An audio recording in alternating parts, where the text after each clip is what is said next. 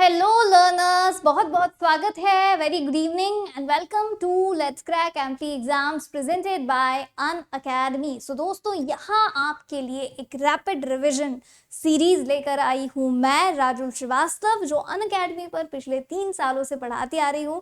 दोस्तों, हमने पिछले क्लास में एमपी जीके की रिवर्स के 20 क्वेश्चंस रिवाइज करे थे। आज बारी है फिर से, मैं कुछ क्वेश्चंस आपके लिए एमपी जीके के लेकर आई हूँ। So let's start the question. सीधा हम लोग यहाँ पर क्वेश्चंस के साथ स्टार्ट करते हैं, फिर I will let you know about some perks and benefits of Unacademy learning app. तो दोस्तों, यहाँ पर आपके लिए क्वेश्चन है वो है कि ऐतिहासिक नगर उज्जैन किस नदी के किनारे बसा हुआ है। ध्यान से देखें, आंसर करने की कोशिश करें।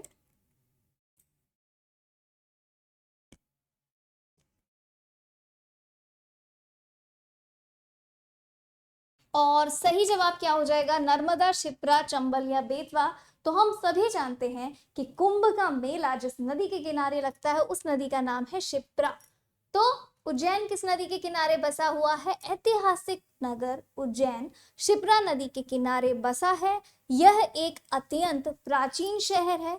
यह विक्रमादित्य के राज्य की राजधानी थी और इसे कालिदास की नगरी के नाम से भी जाना जाता है। यहाँ पर प्रति 12 वर्ष में कुंभ सिंहस्थ का मेला लगता है। भगवान शिव के 12 ज्योतिर्लिंग हैं और 12 ज्योतिर्लिंग में से एक भगवान शिव का महाकालेश्वर इसी नगरी में स्थापित है। उज्जैन के अन्य प्राचीन प्रचलित नाम है, जैसे उज्जैन को अवंतिका, उज्जैनी, कनकंगा इन नामों से भी जाना जाता था। गंगा के किनारे पर हरिद्वार बसा हुआ है। गंगा यमुना नदी पर इलाहाबाद, नर्मदा नदी पर जबलपुर और ताप्ती नदी पर सूरत आदि नगर बसे हुए हैं। अगला सवाल है दोस्तों, तवा नदी किस नदी की सहायक नदी है? ऑप्शंस हैं नर्मदा, सोन, ताप्ती या शिप्रा।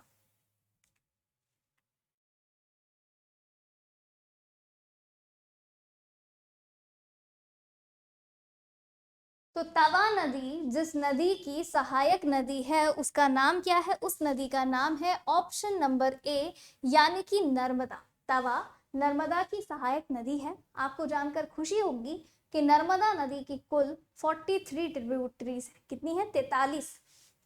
चलिए, मध्य प्रदेश के होशंगाबाद जिले में सतपुड़ा श्रेणी महादेव पर्वत की कालीभीत पहाड़ियों से निकलने वाली तवा नदी नर्मदा नदी की सबसे बड़ी सहायक नदी है।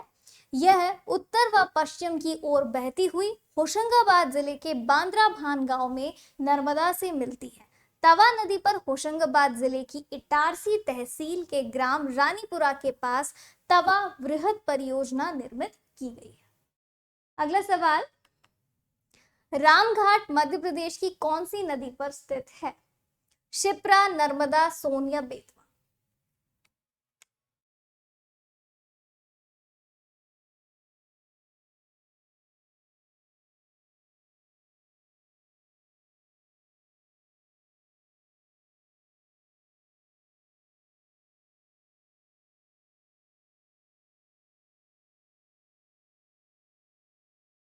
तो रामघाट मध्य प्रदेश की जिस नदी के तट पर स्थित है वो है शिप्रा नदी। मध्य प्रदेश की शिप्रा नदी पर स्थित है। यह घाट प्रदेश के धार्मिक नगर उज्जैन में है और जिसका बड़ा धार्मिक महत्व है। कुंभ का मेला यहीं पर लगता है और यहीं पर स्नान करने के लिए श्रद्धालुओं की भारी भीड़ उमड़ी रहती है। अगला सवाल है दोस्तों, निम्न में से कौन सी एक नदी डेल्टा नहीं बनाती है? तो वो नदी जो डेल्टा नहीं बनाती है वो कौन सी नदी है? गंगा, नर्मदा, सुवर्ण रेखा या फिर ये सभी?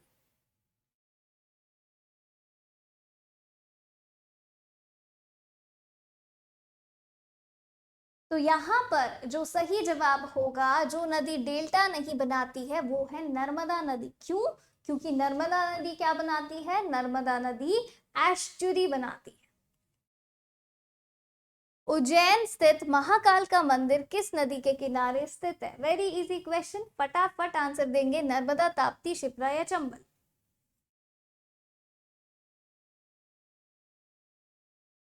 तो इसका सही जवाब क्या हो जाएगा स्टूडेंट्स कि ये किस नदी के किनारे स्थित है? शिप्रा नदी के किनारे स्थित है।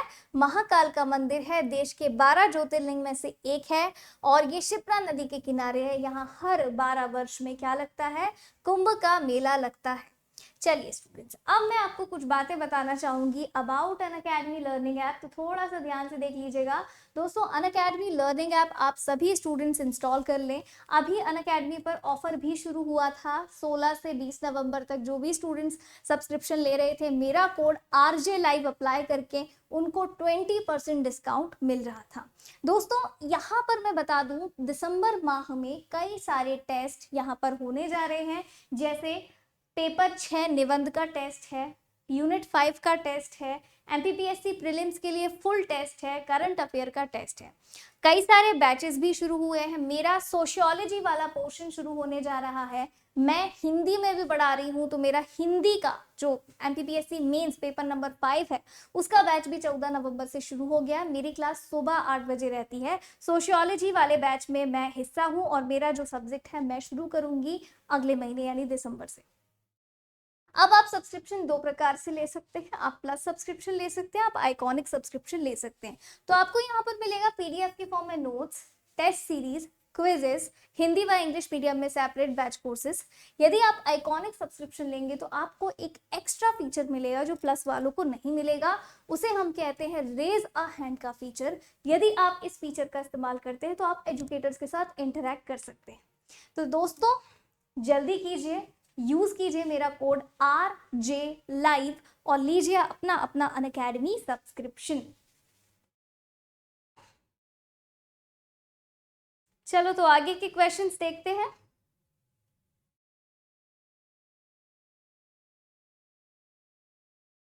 ये हो गए थे हमारे, ये 25वां भी हो गया था। अब अगला सवाल है, मध्य प्रदेश का सबसे ऊंचा जलप्रपात कौन सा है? तो वो जलप्रपात जो मध्य प्रदेश का सबसे ऊंचा जलप्रपात है उसका नाम क्या है? ऑप्शंस है कपिल धारा, चचाई, भालकुंड या सहस्त्रधारा। सोचिए जरा फटाफट, मध्य प्रदेश का सबसे ऊंचा जलप्रपात। तो दोस्तों, मध्य प्रदेश का जो जलप्रपात सबसे ऊंचा है उसका नाम क्या है? तो राइट आंसर हो जाएगा ऑप्शन नंबर बी, चचाई जलप्रपात मध्य प्रदेश के रीवा के बीहड़ नदी पर स्थित है। यह प्रदेश का सबसे ऊंचा जलप्रपात है। भालकुंड जलप्रपात सागर में है। कपिल धारा, सहस्त्रधारा, ये सब नर्मदा नदी पर बनाए गए जलप्रपात है। यहाँ मैं नदी का नाम करेक्ट कर देती हूँ। नदी का नाम जो है वो है बीहड़। ओके, अगला सवाल, पार्वती नदी का उद्गम जिला कौन सा है? थोड़ा कठिन लग सकता है, सोचिए जरा, पार्वती नदी का उद्गम जिला कौन सा है? सीहोर, सागर, इंदौर या गुना?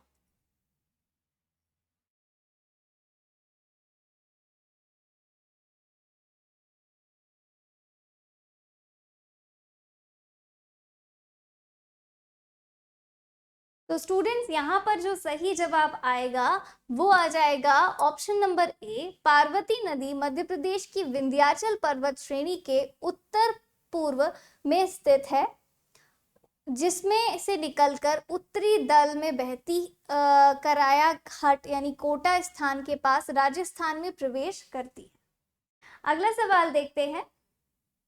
तो अगला सवाल है, मंडला किस नदी के किनारे बसा हुआ है? ऑप्शंस है बेतवा, नर्मदा, सिंध या माही।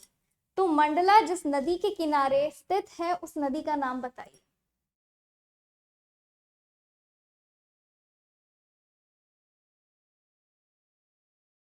तो यहाँ सही जवाब हो जाएगा, मंडला जिस नदी के किनारे स्थित है उस नदी का नाम है नर्मदा नदी।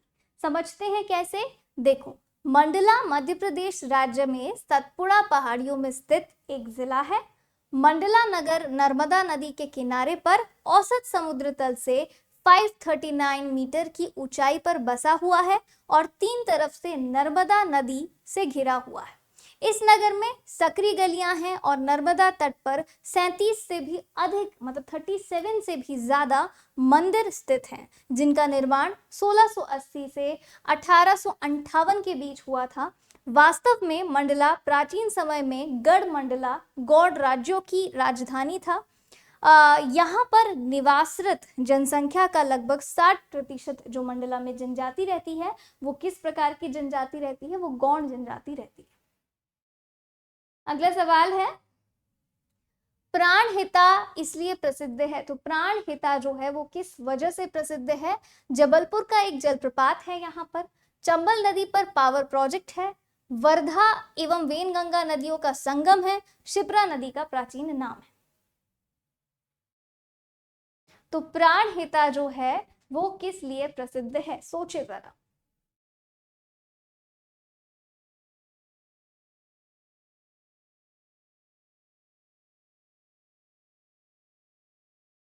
तो राइट आंसर क्या हो जाएगा? प्राणहिता जो है मध्य प्रदेश की वेनगंगा एवं वर्धा नदियों के संगम स्थल को प्राणहिता कहते हैं और यह संगम स्थल महाराष्ट्र राज्य में स्थित है।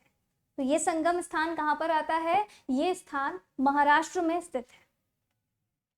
अगला सवाल है, चचाई जलप्रपात किस जिले में है? सीधी, सतना, रीवा या दतिया? चचाई जलप्रपात।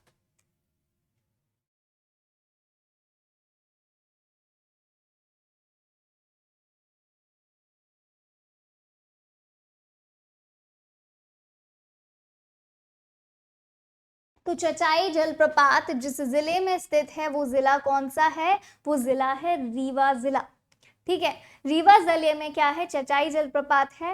भारत का 23वां सबसे बड़ा जलप्रपात है और यह प्रपात बीहड़ नदी द्वारा निर्मित होता है। यह एक खूबसूरत और आकर्षित जलप्रपात है जो 130 मीटर ऊंचा है, 115 मीटर गहरा है और 175 मीटर चौड़ा है। बीहड़ नदी में के एक मनोरम घाटी में गिरने से यह प्रपात तैयार होता है। यह एक प्राकृतिक एवं गोलाकार प्रपात है। अगला सवाल, मध्य प्रदेश की उत्तरी सीमा पर कौन सी नदी है? नॉर्थ में उत्तरी सीमा जो है वो इस तरीके से एक नदी मध्य प्रदेश की उत्तरी सीमा बनाती है, तो इस नदी का नाम क्या है? नर्मदा, गंगा, कृष्णा या चंबल?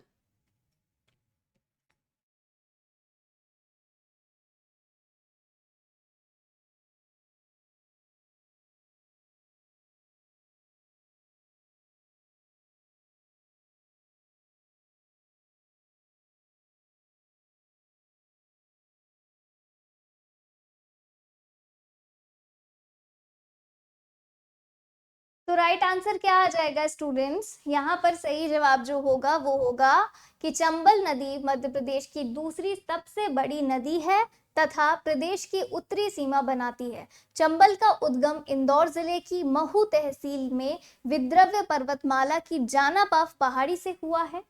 यह मध्य प्रदेश में उज्जैन और रतलाम जिलों में बहती है और मंदसौर जिले की दक्षिणी सीमा बनाती है।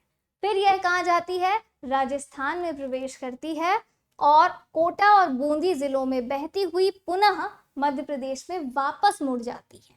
यह मुरैना और भिंड जिलों की सीमाओं पर बहती हुई उत्तर प्रदेश के इटावा जिले में जाकर यमुना नदी में मिल जाती है। ओके, नदियों तथा उनके उद्गम स्थल के आधार पर सही जोड़ों को पहचानिए। गंगा पटना, नर्मदा अमरकंटक, गोदावरी बस्तर, महानदी अरावली।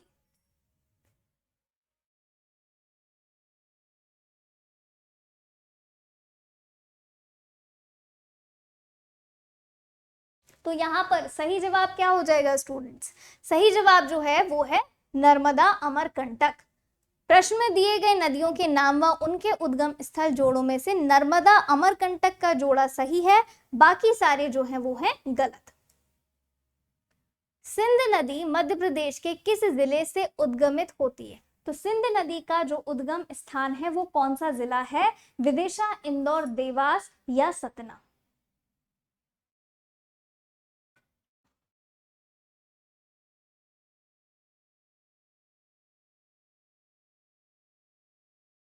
तो क्या हो जाएगा सही आंसर स्टूडेंट्स? तो सिंध नदी का जो उद्गम स्थान है वो क्या है? सिंध नदी का उद्गम मध्य प्रदेश के विदिशा जिले की सिरोंज के पास से होता है। यहां से निकलकर सिंध मध्य प्रदेश के गुना, शिवपुरी, दतिया, भिंड, सतना यहां तक उत्तर प्रदेश में बहते हुए इटावा में जाकर चंबल में मिल जाती है। अगला सवाल है स्टूडेंट्स, वह नदी कौन सी है जो मध्य प्रदेश की दक्षिणी सीमा को बनाती है? तो मध्य प्रदेश की दक्षिणी सीमा को बनाने वाली नदी क्या है? ताप्ती, बेतवा, चंबल या नर्मदा?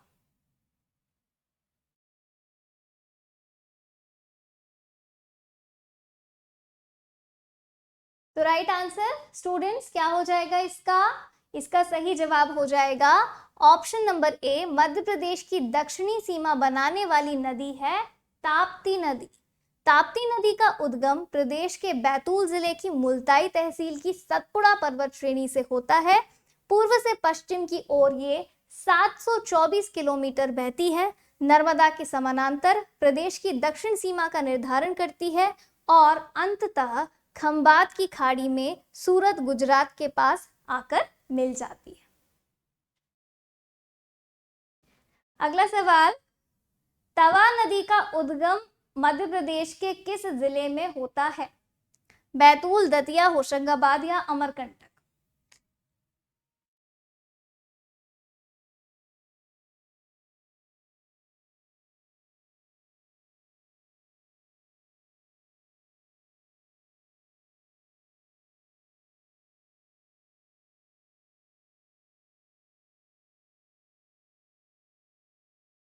चलिए, तो इसका आंसर क्या आ जाएगा? तवा नदी जो है उसका उद्गम मध्य प्रदेश के होशंगाबाद जिले में पचमढ़ी में स्थित महादेव पहाड़ी की कालीभीत पहाड़ियों से इसका उद्गम होता है।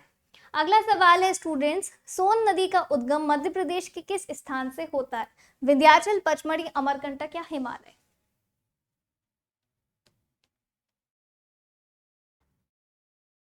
तो सही जवाब क्या आ जाएगा? सोन नदी का जो उद्गम है वो कहां से होता है?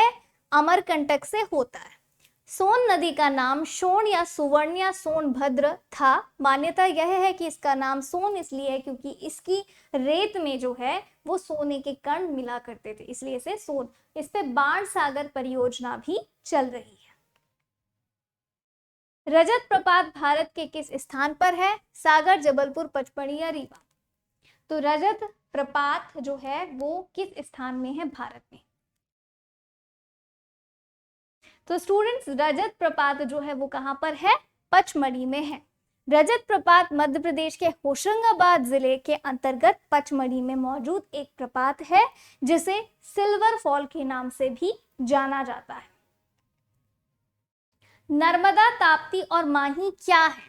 पश्चिम में बहने वाली नदियां, उत्तर में बहने वाली नदियां, पूर्व में बहने वाली नदियां या दक्षिण में बहने वाली नदियां?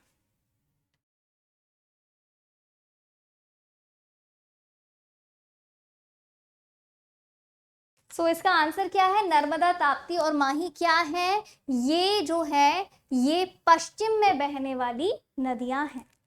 ओके, अब हम लोग लेते हैं शिप्रा नदी मध्य प्रदेश के किस जिले से निकलती है? इंदौर, जबलपुर, बैतूल या ग्वालियर?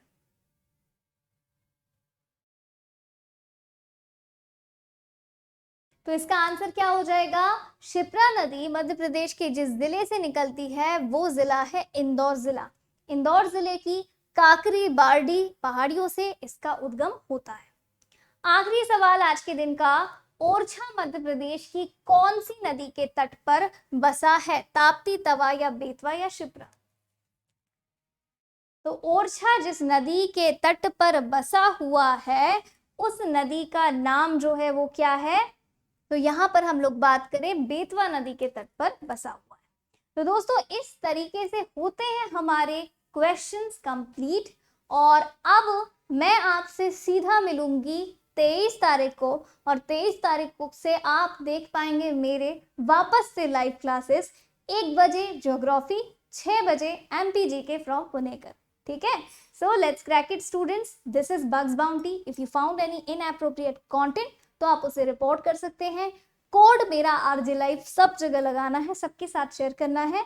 और guys, let's crack MP exam channel को शेयर करें, सब्सक्राइब करें, बेल आइकन प्रेस करना नहीं भूलेगा। Thank you so much, bye bye and take care.